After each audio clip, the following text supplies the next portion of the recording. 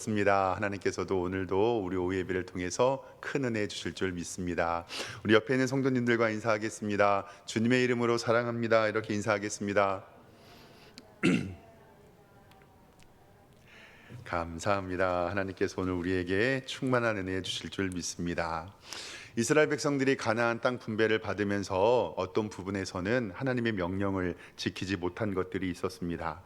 유다 지파가 여부수를 쫓아내지 못했고요. 에브라임 지파는 게셀에 거주하는 가나안 족속을 끝까지 쫓아내지 못했습니다.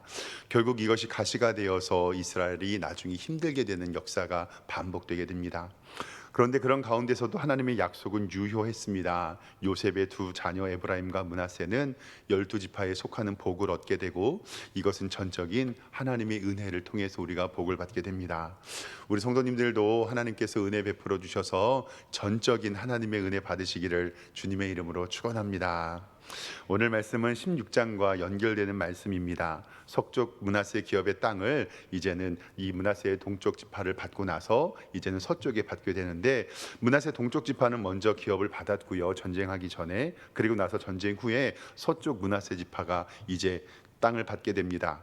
오늘 말씀 여호수아 17장 1절 말씀에 보면 므낫세 지파를 위하여 제비를 뽑는 것은 이러하니라. 므낫세는 요셉의 장자였고 므낫세의 장자 미갈은 길르앗의 아버지라. 그는 용사였기 때문에 길르앗의 바산을 받았다라고 이야기를 합니다. 그러니까 동쪽 므낫세 지파, 우리가 함께 나누어 드렸던 좀 지도를 살펴보면은요, 오른쪽에 있는 동쪽 므낫세 지파가 아스타롯과 에드레이와 길르앗 라몬, 이 길르앗 땅들을 이제 다 받게 되었고요. 그 다음에 이제 요셉의 장자였던 므낫세 장자 마길은 이제 길르앗의 동쪽 지파를 받았잖아요. 이제는 서쪽 므낫세, 중간에 가운데에 있는 서쪽 므낫세 지파를 이제는 받게 되는 과정 가운데 있습니다. 17장 2절 말씀에 므낫세의 남은 자손을 위하여 가족대로 제비를 뽑았는데, 이제는 서쪽 므낫세 지역을 분배하는 장면이 있습니다. 특별히 므낫세는 다른 지파와 달리 기업을 차지한 자의 명단까지 자세히 성경에 기록이 되어 있거든요. 아마도 이것은 딸만 5명 있었던 슬로보앗의 기업의 딸들에 대하여서 정확히 그것을 기업을 물려주려고 했던 것 같습니다. 오늘 므낫세 기업의 분배를 통해서 하나님의 은혜를 오늘 두 가지만 함께 나눠보기를 원합니다. 첫 번째로 오늘 말씀에서 기억할 것은 하나님께서는 구하는 자에게 주신다라는 사실입니다. 하나님께서는 구하는 자에게 반드시 주십니다. 어렸을 때 어르신들이 이런 말 했던 것들이 기억납니다. 어떤 말이었냐면요, 우는 아이에게 젖 한 번 더 물린다고요. 우리 어머님들 정말 그런가요? 우는 아이에게 젖 한 번 더 물립니까? 만약에 그러면 더 울어야죠. 젖 한 번 더 물리려면요. 그리고 또 요즘에 젊은 청년들은 이렇게도 얘기하더라고요. 용감한 자가 미인을 얻는다라는 말도 있고요. 성경에서는 천국은 침노하는 자의 것이다. 그리고 입을 크게 열라 구하라 라고 우리에게 말씀합니다. 즉 어르신들이 말했던 우는 아이에게 젖 한 번 더 물리고, 또 용감한 자가 미인을 얻는다는 말도, 그리고 천국은 침노하는 자의 것이다 라는 것도, 입을 크게 열라 구하라라고 하는 말씀도 적극적이고 진취적인 신앙을 통해서 우리 하나님 앞에 우리가 구할 것을 간절히 아뢰라는 것을 우리에게 말씀하고 있습니다. 오늘 말씀 가운데서 구하는 자에게 주신다라고 이야기한 이유는 무엇이냐면, 므낫세의 현손은 손자의 손자, 즉 4대 손을 이야기하는 거잖아요. 슬로브핫이라는 사람이 나옵니다. 이 슬로브핫은요, 아들이 없이 딸만 5명이 있었습니다. 오늘 말씀 여호수아 17장 3절 하반절에 보면 그 딸들의 이름은 말라, 노아, 호글라, 밀가, 디르샤라는 5명의 이름이 있었다라고 성경은 이야기합니다. 그런데 이 딸만 5명이었던 이 형제들, 자매들이 와서 자신들의 기업을 요구합니다. 오늘 말씀 17장 4절 말씀에 그들이 제사장 엘레아살과 눈의 아들 여호수아와 지도자들에게 이르러 나와여 말하기를, 여호와께서 모세에게 명령하사 우리 중에서 우리에게 기업을 주라 하셨다 하매 여호와의 명령에 따라 그들에게 아버지 형제 중에서 기업을 주므로라고 성경은 기록되고 있습니다. 지금으로부터 정말로 먼 4,000년 전, 3,500년 전의 말씀이잖아요. 그러니까 이때 당시에는 땅 분배는요, 남성들에게만 가능했습니다. 그리고 여성들에게는 소유권이라는 것이 없었던 시절입니다. 그런데 오늘 말씀해 보면요, 슬로보옷의 딸 5명이 여호수아와 백성의 지도자에게 앞에 나와서 자신의 땅을 달라고 요구했던 장면이 오늘 말씀의 장면입니다. 그런데 이 말씀 가운데서 이렇게 아들에게만 상속되었던 땅을 자신들에게도 달라고 했던 것은 바로 하나님의 약속인 모세와의 약속 때문에 그렇습니다. 신명기 21장 15절과 17절의 율법에는 맏 아들만 그 땅을 유업으로 계승되게 있고, 그리고 같은 지파에서 그 땅이 계속 존재할 수 있는 이유는 맏 아들에게만 계속해서 땅을 기업으로 물려줬기 때문에 그렇습니다. 그러면 이 슬로보앗의 딸들 5명은 왜 어떻게 해서 나와 우리에게 땅을 달라고 요구했는지 그것에 대해 성경의 근거를 좀 찾아보도록 하겠습니다. 이 말씀은 좀 중요하니까 좀 찾아보기를 원하는데요, 민수기 27장을 좀 찾아보도록 하겠습니다.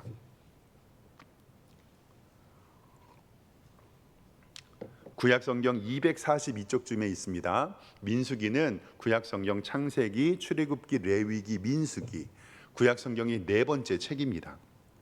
민수기 27장 1절부터 11절까지 제가 읽을 텐데 함께 눈으로 좀 봐주십시오. 민수기 27장 11절입니다. 민수기 27장 11절, 요셉의 아들 므낫세의 종족들에게 므낫세의 현손 마길의 증손 길리앗의 손자 헤벨의 아들 슬로보앗의 딸들이 찾아왔습니다.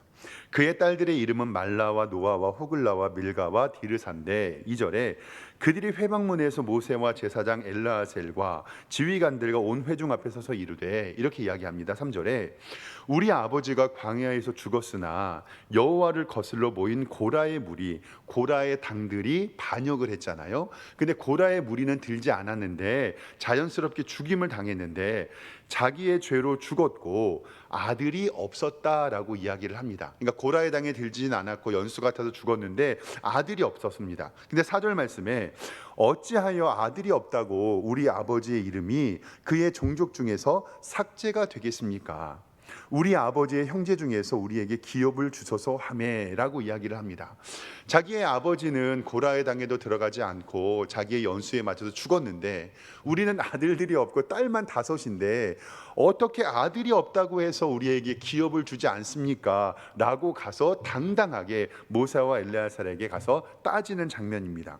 근데 27장 5절 말씀에 그것을 모세가 무시하지 않고 모세가 그 사연을 여호와께 아뢰니라, 즉 하나님 앞에 기도를 합니다. 하나님께서 어떤 해답을 주셨냐면 민수기 27장 6절에 여호와께서 모세에게 말씀하여 이르시되 슬로보와 딸들의 말이 옳으니 너는 반드시 그들의 아버지 형제 중에서 그들에게 기업을 주어 받게 하되 그들의 아버지 기업을 그들에게 돌릴지니라.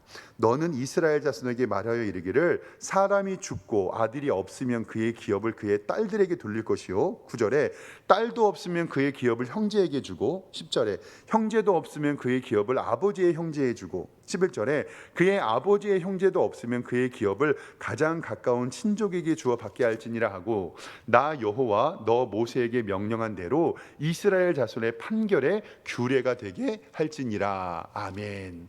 하나님께서 율법을 먼저 명한 것이 아니라 슬로보의 딸들의 5명이 가만히 보니까 이 율법에 기초하면 아들에게만 기업을 물게 되는데 자신들은 딸밖에 없으니까 기업을 못 받게 되잖아요. 그러니까 모세에게 나아가서 당당히 이야기합니다. 그런데 모세도 율법에는 그런 것이 없으니까 안 돼 라고 이야기하는 것이 아니라 잠깐만 기다려봐.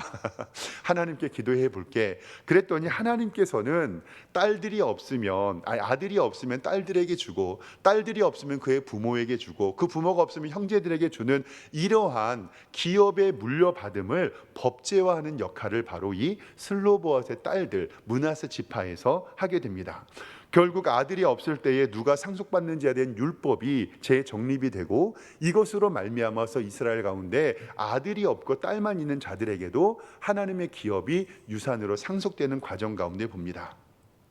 참으로 멋진 여인들입니다.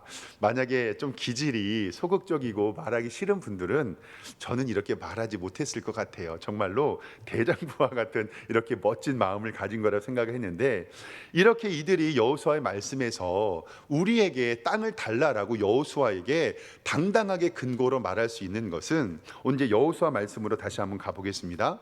여호수아 17장 4절 하반절 말씀에 여호와께서 모세에게 명하사 우리 형제 중에서 우리가에게 기업을 주라 하셨다라고 하나님의 말씀을 근거하여, 약속에 근거하여, 언약에 근거하여 우리에게도 땅을 달라고 이야기를 합니다. 즉 여호수아도 말씀에 근거한 언약을 지키라고 하니까 이 지도자들도 언약에 따라 요구하는 슬로보아스의 딸들 5명에게 이 땅을 주지 않을 수가 없었던 것입니다. 이렇게 우리의 기도와 간구와 간청은 하나님을 향해 있어야 되고, 두 가지로 철저하게 응답되는 것을 보십니다. 하나는 철저하게 하나님의 언약에 기초하였고, 두 번째로는 반드시 하나님께 구해야 합니다. 그리고 입을 벌려 기도해야 하나님께서 그 기도에 응답해 주신 줄 믿습니다. 아까 서두에 말씀드렸던 것처럼 우리가 하나님 앞에 간구하는 것은 천국은 침노하는 자의 것이라고 이야기했고, 그리고 우는 아이에게 젖 한 번 더 먹인다고 하고, 우리가 이 말씀을 바라보면서 때로는 우리의 적극적인 기도와 적극적인 신앙생활이 우리의 기도의 응답이라는 사실을 우리는 기억하고, 우리는 하나님 앞에 최선을 다하는 신앙생활을 해야 될 줄 믿습니다. 신약성경의 마태복음 13장 44절에는 이 천국은 마치 밭에 감추인 보화라는 이야기가 나와 있습니다. 비유인데요, 마태복음 13장 44절에 천국은 마치 밭에 감추인 보화 같으니 사람이 이를 발견한 후에 숨겨두고 기뻐하며 돌아가서 자기 소유를 다 팔아 그 밭을 사느니라 라고 우리에게 말씀합니다.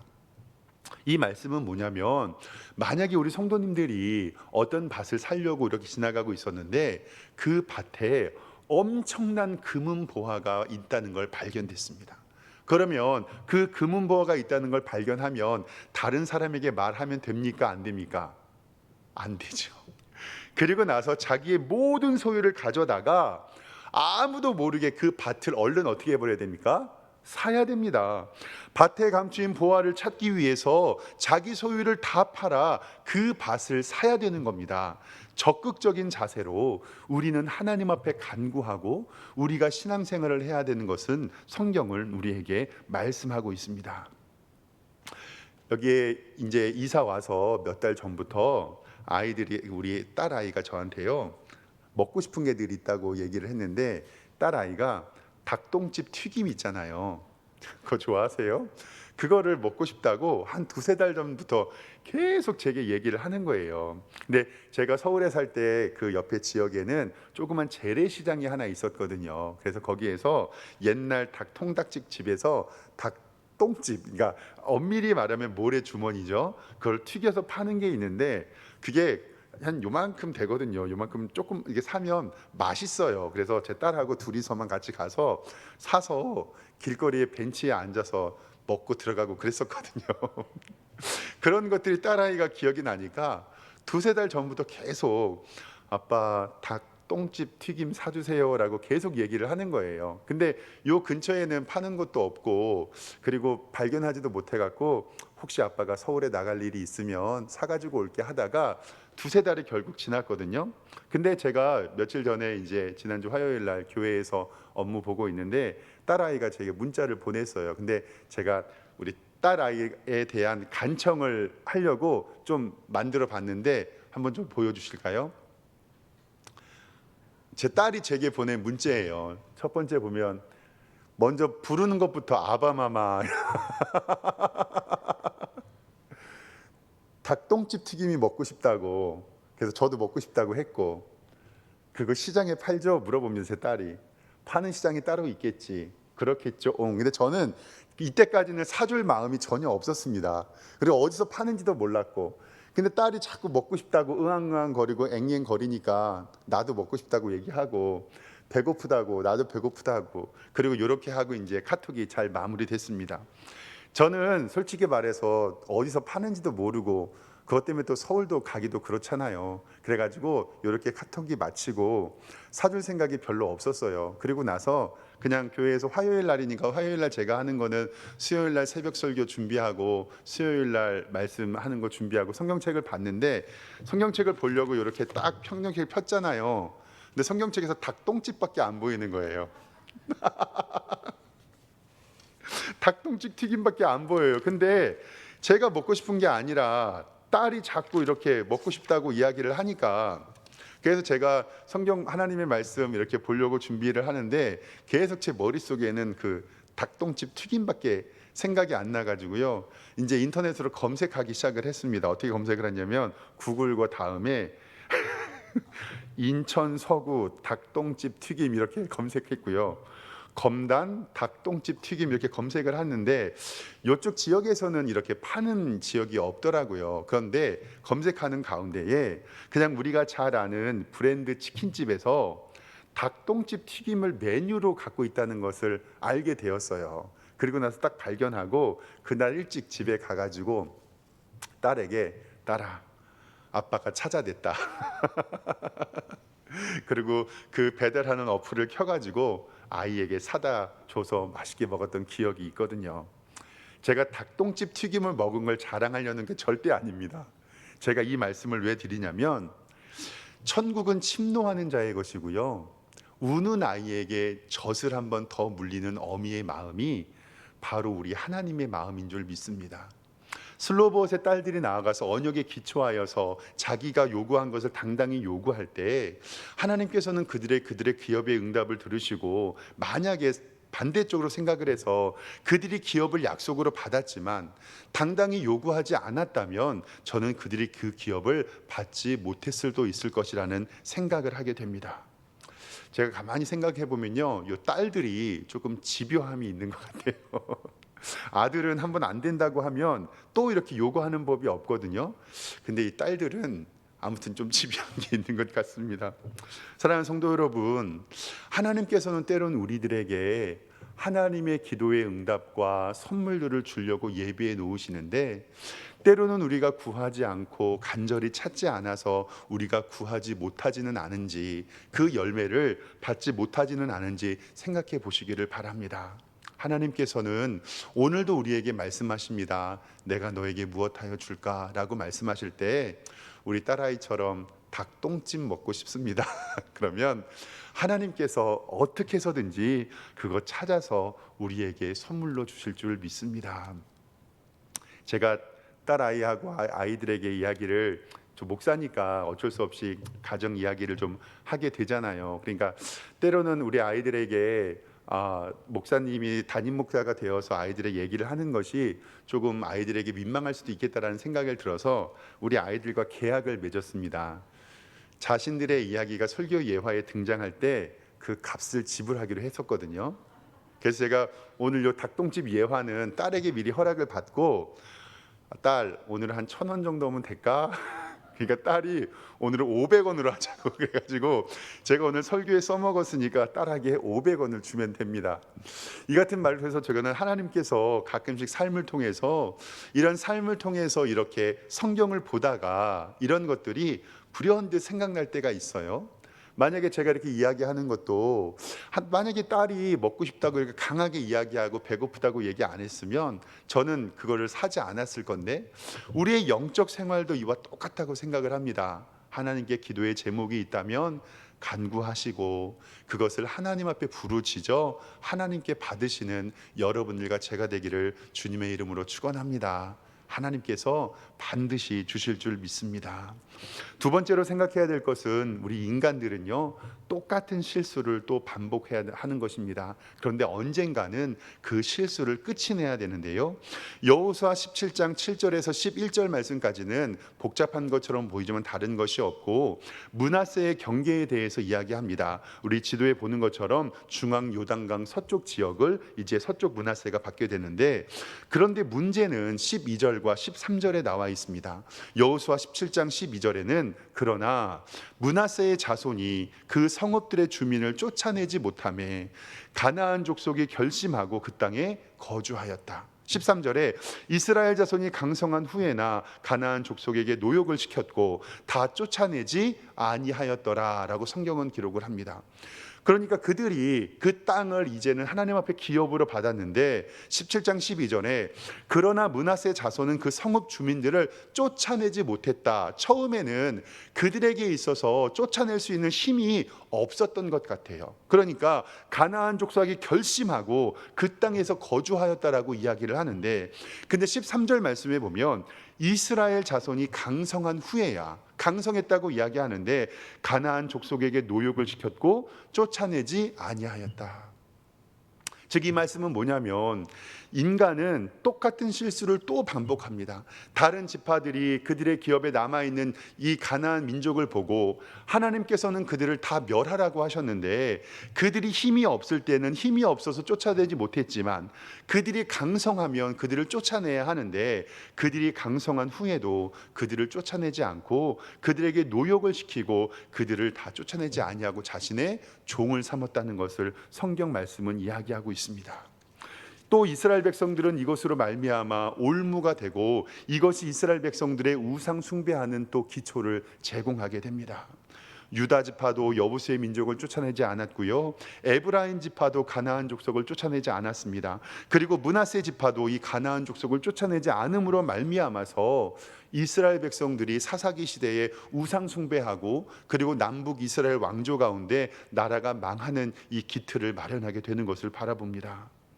하나님의 말씀에 순종하지 않고 자신들의 좋은 것만 생각하여서 자신들의 생각에 이들을 이용할 만한 가치가 있다라고 생각을 하니 우리의 삶에 하나님의 말씀이 기본이 되는 것이 아니라 우리의 삶에 무뎌진 신앙의 모습은 있는지는 아닌지는 우리는 한번 생각해 봐야 합니다.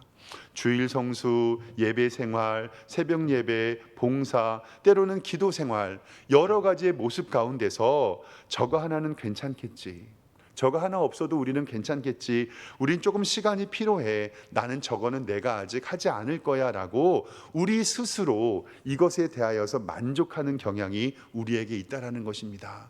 사랑하는 성도 여러분, 그러나 하나님께서는 우리에게 온전한 순종을 원하시고 그것을 통하여 하나님의 복 받기를 원하신다는 것을 꼭 기억하시길 바랍니다.